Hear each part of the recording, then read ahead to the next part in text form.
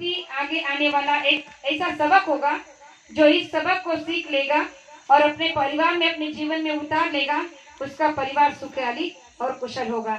प्रेमियों, हम भक्ति तो करते हैं, लेकिन गुरु महाराज ने कहा कि भक्ति दिखावे की करोगे तो कैसे सफल होगी, कैसे गुरु को समर्पित होगी। अरे जब तक आप कोई चीज मन से नहीं करोगे तब तक आपका कोई भी काम नहीं हो सकता। चाहे हमारे संसार के काम को ले लो कि अगर हम किसी खेती में काम करना चाहते हैं, खेती में कोई बीज को डालना चाहते हैं, तो क्या आप उठकर सीधा खेत में चले जाओगे और बैल को जोतकर सीधा धान वहाँ बो दोगे? नहीं। तो पहले क्या करोगे? उस खेती की अच्छे से सिंचाई करोगे, मेहनत करोगे, जोताई करोगे, तब जाकर उसमें वो धान आप बोओगे, तब जाकर उसमें से अच्छी फसल पैदा होगी। उसी तरह गुरु महाराज ने कहा कि आप अगर सत्संग में जाते हो तो गुरु वचनों को सचित होकर सुनो और उन वचनों को सुनकर जब आप घर पर आते हो तो उनका मनन करो, उनका मंथन करो और उसमें से कुछ ऐसा ही निकालो जो आपके लिए सही हो। गुरु महाराज ने कहा कि सत्संग तो आपके लिए वो जल है कि जिसके एक एक बूंद आपके जीवन को, आपके रोम रोम को पवित्र कर देगी, निर्मल कर देगी। लेकिन हम सत्संग में जाते हैं, सत्संग में जो भी वक्ता जहाँ से भी आते हैं, गुरु के वचनों को सुनाते हैं, वहां पर बैठे हुए जब तक सुनते तब तक अच्छा लगता है, घर आते ही उन बातों को भूल जाते हैं। तो इस पर एक छोटा सा प्रमाण गुरु महाराज ने स्वयं अपने मुखारबिंद से बताया था कि एक बार एक प्रेमी रोज सत्संग में जाता था, सत्संग को सुनता था, लेकिन जैसे ही सत्संग से घर आता था तो उन बातों को भूल जाता था। इतना ही नहीं, तो उन्हीं सत्संग को सुनकर उस सत्संग पर वो शंकाएं भी करता था। अब उसके अंदर ये बहुत बड़ी विवंचना हो गई कि मैं ऐसा क्यों करता हूँ।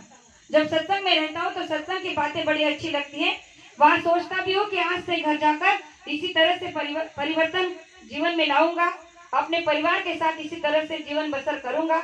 लेकिन पता नहीं क्यों सत्संग से आते ही इन सब बातों को तो भूल ही जाता हूँ, लेकिन जो सुने हुए वचन है उन पर भी मैं शंका करने लगता हूँ। तो दूसरे दिन जब वो सत्संग में पहुंचा तो उसने अपने गुरु से सत्संग खत्म होने के बाद अपने प्रश्न को रखा। कहने लगा कि गुरुजी, एक प्रश्न मेरे मन में है, बहुत दिनों से सोच रहा हूँ कि कैसे पूछूं। तो उन्होंने कहा कि पूछो। कहने लगा कि रोज सत्संग में आता हूँ, लेकिन फिर भी सत्संग के मुताबिक चल नहीं पाता हूँ, अपने संसार को उस तरह से ढाल नहीं पाता हूँ, ऐसा क्यों होता है? तो उसकी इस बातों को सुनकर उन्होंने उससे कहा कि अच्छा। तो उन्होंने एक बांस की टोकरी लाकर उसे दी और कहा कि जाओ नदी से इसमें जल लेकर आओ। अब वो नदी में गया, उस बांस की टोकरी में जल लेकर लाने लगा, तो उसमें वो असफल रहा, क्योंकि बांस की टोकरी में कभी भी जल नहीं आ सकता था। अब वो प्रयास करता रहा, जैसे भी जल नदी से भरता था बस बाहर निकलते निकलते जल बह जाता था। अब उसने बहुत बार प्रयास किया, लेकिन वो जल टोकरी में नहीं ला सका। अब कई दिन ऐसा ही आदेश का पालन करता रहा, लेकिन जल वो नहीं ला सका। तो दूसरे दिन जब कई दिनों के बाद फिर से उसने प्रयास किया तो उस गुरुजी ने उसे बुलाया, कहा कि क्या तुमने उस टोकरी में जल लाना, तुम्हें ला सके हो तुम, क्या किया? तो उसने हाथ जोड़कर विनती की। कहने लगा कि क्या करूं गुरुजी, प्रयास तो बहुत कर रहा हूँ कि जल में कैसे भी कर आपके पास में 2 बूंद तो भी ले आऊं, लेकिन यहाँ आते आते ही जल बह जाता है, इस टोकरी में रुकता ही नहीं। तो उन्होंने कहा कि अच्छा, तो ये कितने दिनों से कर रहे थे? कहने लगा कि बहुत दिन हो गए, जब से आपने बताया कर ही रहा हूँ। तो उन्होंने कहा कि ठीक है, जल तो नहीं ला सके, लेकिन क्या इस टोकरी में तुम्हें कोई परिवर्तन नजर आया है? तो उसने जब उस टोकरी को और देखा तो कहने लगा कि हाँ, इसमें परिवर्तन तो आया है। तो उन्होंने कहा कि कैसा परिवर्तन, जरा बता सकते हो?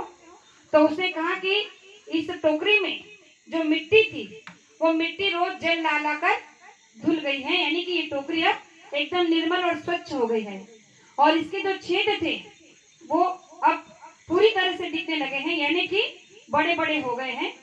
जो बड़े बड़े छेद थे वो भर गए हैं, यानी कि छोटे छोटे हो गए हैं, और इसी तरह से अब ये पूरी तरह से साफ हो गई है।